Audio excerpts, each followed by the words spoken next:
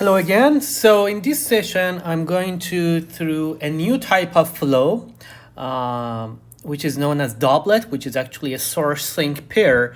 And we want to find its complex potential and also get its velocities and other characteristics by the technique that we have been using the linearity property of complex potentials. Okay, so let's first see what is a doublet. So a doublet is a source flow, and a sink that are located at a close distance.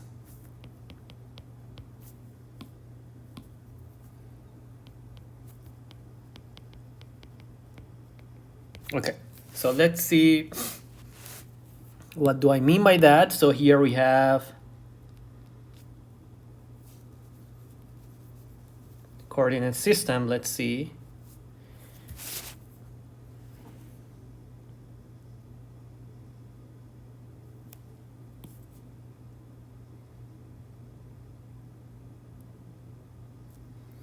Okay, so when we place a source,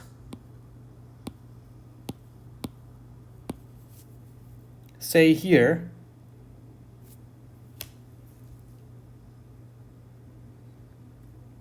source flow,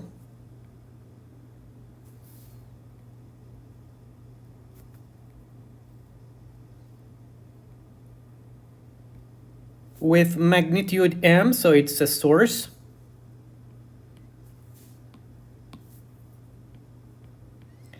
and then at the vicinity of that, at a very close distance of that, we place a sink.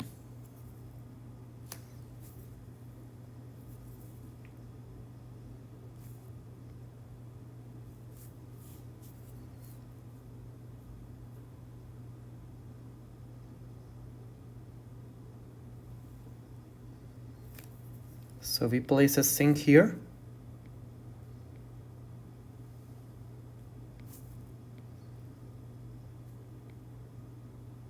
Oh, sorry, this is a sink, not a source.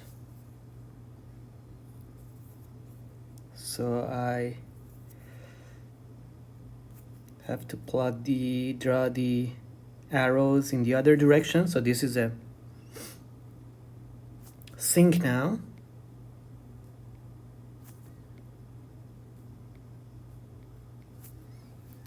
And its magnitude is minus m and it's a sink.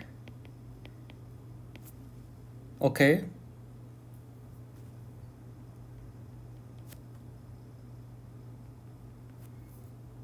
This one was a source.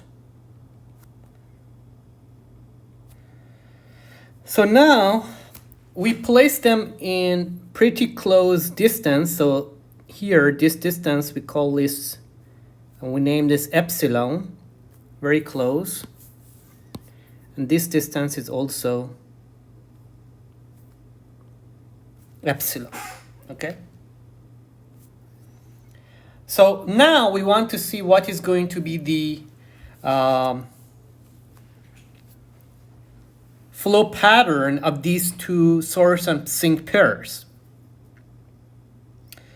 So again, we use the linearity property of complex potential. So we have a source. So first, from the formula for the complex potential, we already derived that for the source flow.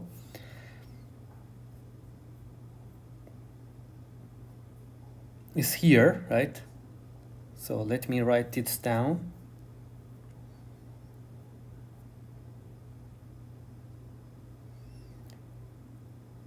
We delete this. So this is the source. And Z naught here is minus epsilon, so it's going to be plus epsilon. This is the source. And then we have the sink, so we add the sink, and the sink has a minus sign here, so minus m over 2 pi ln z minus z naught, which is epsilon here. So now I factor out m over 2 pi. So I get ln of z plus epsilon minus ln of z minus epsilon. And now I use the property of logarithm. I can just combine these two together based on the property of logarithm.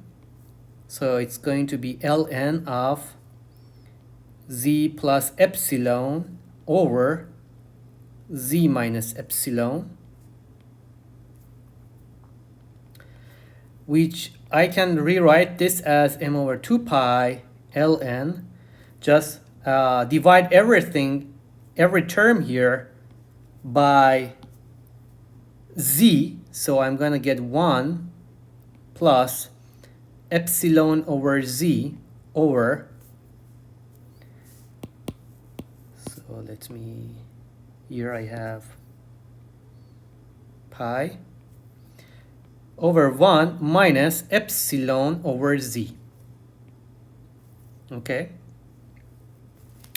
So now I'm going to use the Taylor series of 1 over 1 minus x. So let's see what's going to be the Taylor series of this, because I'm going to use it for the denominator here to simplify that. So we have 1 over 1 minus x. If you write the Taylor series for this, it's going to be 1 plus x plus x squared plus x cubed, etc. if x is smaller, the magnitude of that is smaller than 1. So it will simplify to something like this. And now I'm going to use this series, which kind of approximates 1 over 1 minus x, to write it for 1 over 1 minus epsilon. So we have this, let me write this down. So we have 1 plus epsilon over z times 1 over 1 minus epsilon over z. This is what we have here. Okay, so this equals to, I just write the first parenthesis as it is, so 1 over epsilon z times, and instead of the second one, I'm going to use this Taylor series. So it's going to be 1 from here, 1 plus the first term is epsilon over z, which is x. You just substitute that, 1 plus epsilon over z. Then we have epsilon over z squared, and then other terms, right? So now if you want to calculate this sum, it's going to be, just multiply these two together. So you are going to get 1 plus 2 epsilon over z plus other terms that are the order of epsilon over z squared and more, right? And higher order terms. And these terms, we can approximate them to be about 0 because they are much smaller than epsilon over z. Remember, epsilon is a very small number. So when you square that, it's going to be even much smaller than epsilon itself. So we can just approximately assume that this term is smaller than this term. So we can just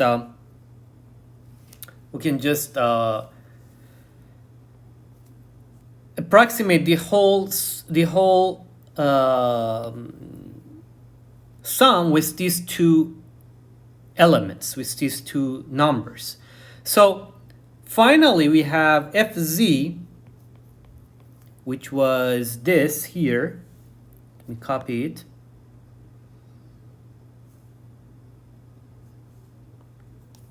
Don't need this part.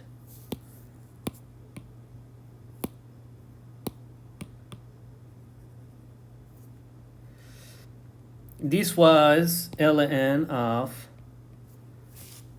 this, and so we rewrote it here, so we can approximately say it equals to m over 2 pi ln of, or not approximately, maybe even exactly, we can just do it right now,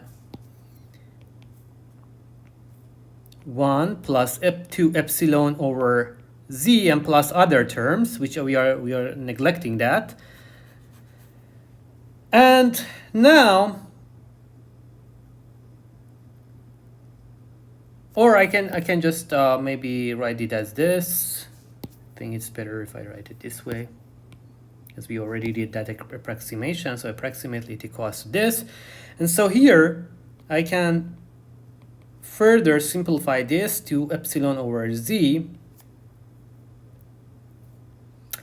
Again, if you write the expansion for this,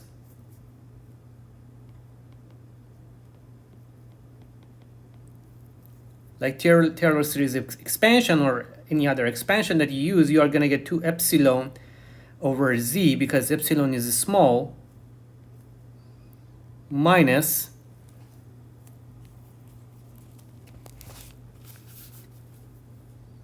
one half 2 epsilon over z square, and then other terms, okay? And because epsilon over z is much smaller than 1, so we can again approximate this 1 plus 2 epsilon over z with just equals to 2 epsilon over z, because these terms are going to be very small again. So Fz, the complex potential for this flow, is going to be approximately m over 2 pi times 2 epsilon over z, which equals to m epsilon over pi z, which we define this as delta over z.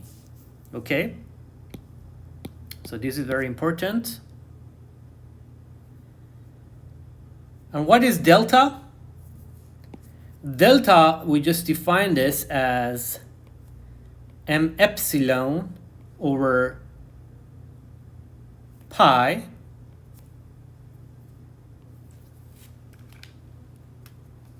m epsilon over pi, which kinda shows the strength of this doublet. Okay, so if m, the source and sinks, their strengths are high, so this is going to be higher, and also if their epsilon is higher, then their strength is going to be higher.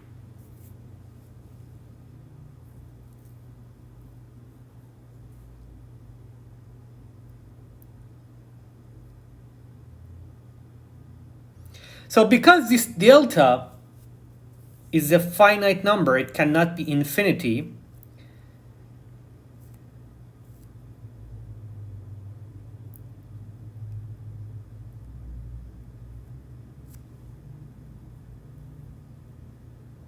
so m, when we increase m to keep that constant, then epsilon is going to be smaller, needs to be smaller to keep delta as a finite number. Okay, we don't want to, it cannot be infinity.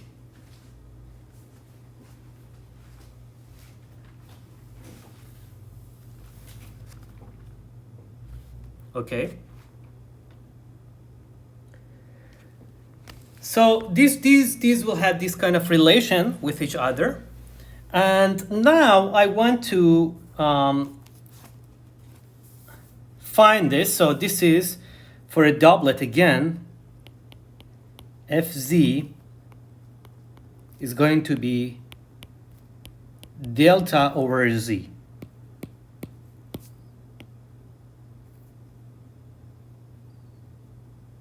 For a doublet. Okay, so now let's find the size here, the stream function, and how this looks like if you want to plot this, the whole stream functions of this flow. So Fc equals to delta over z, which is going to be delta over x plus iy, which is going to be, I just multiply everything by x minus iy. So on the numerator I have x minus iy, and on the denominator I have also, so x plus iy times x minus iy. I do this to make the denominator real, a real number. So I get delta x minus iy, and then the denominator is going to be x minus iy squared, which is going to be x squared. I squared is minus 1, so it's going to be x squared plus y squared. And this equals to what? This equals to phi velocity potential plus I psi, which is the stream function. Okay, so based on this I can find psi, which is going to be my stream function, is just minus delta y over x squared plus y squared.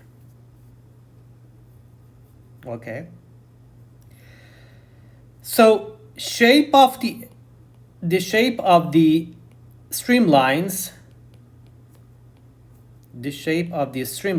are can be found when we put psi as a constant. Say we put it as psi naught, and so based on this you can find the shapes of different streamlines. So you just put it as a constant, different constants, and then you can evaluate x and y's for that particular constant. So for example, here you're gonna get x squared plus y squared plus delta over psi naught times y equals to 0.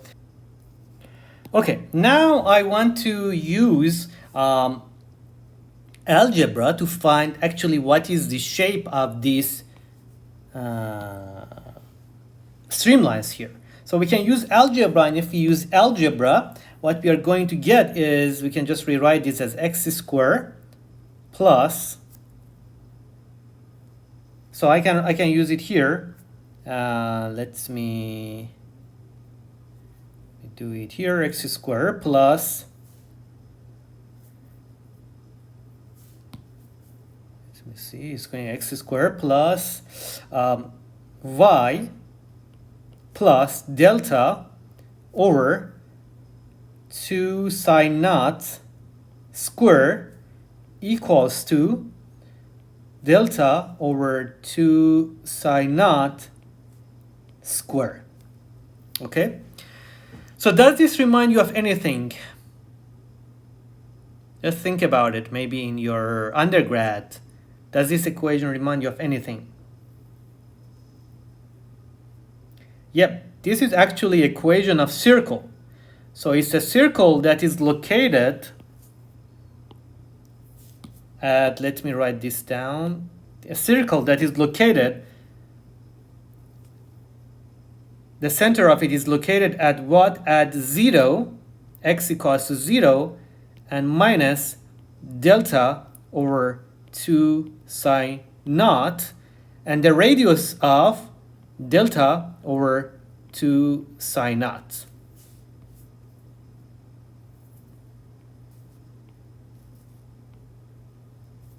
okay?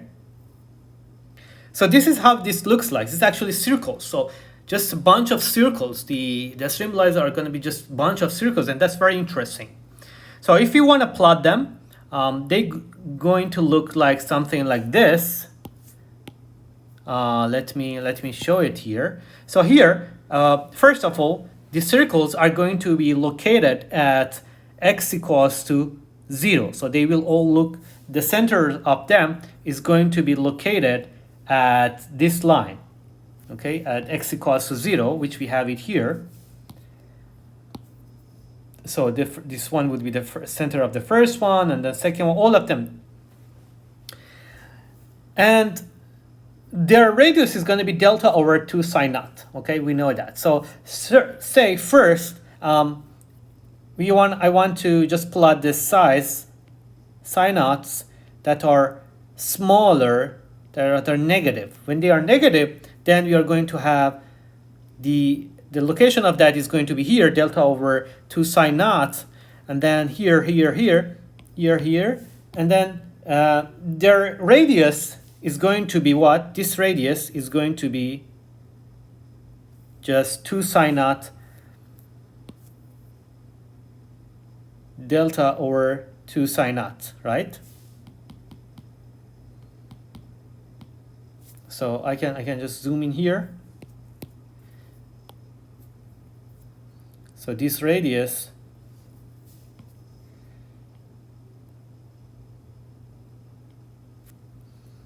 is delta over 2 psi naught.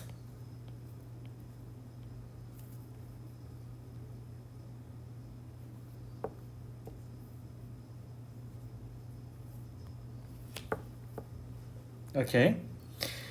So this is for when psi naught is smaller than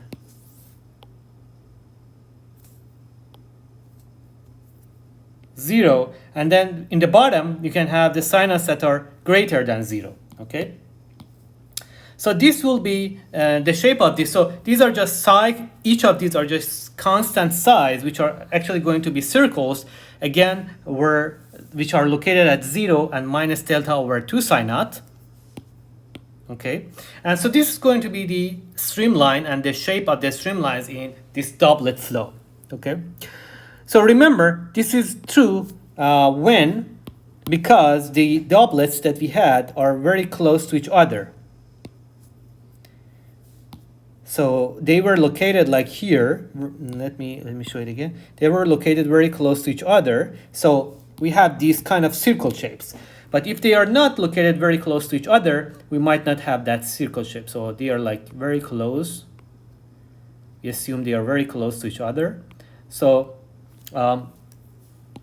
the overall shape will be like a circle. But if they are not very close to each other, then we might have other shapes like ellipses or other kind of shapes. Okay, so let's briefly overview and review what we learned today and what we talked today. So we first started with this superposition of complex potential, which is a strong technique that we can use for a rotational, incompressible 2D flows and implicit flows to kind of superpose their different kind of flows, and because they are linear according to the Laplace's equation, so we can simply add their complex potentials together. So we started with first example, which was a source plus uniform flow. We can simply add their complex potentials together to get the flow pattern that is kind of composed of the combination of these two. We can get their velocities by differentiating the complex potential with respect to z. So this is going to how it looks like, and these are the actual analytical solutions of the velocities for this kind of flow, which shows the strengths of this technique.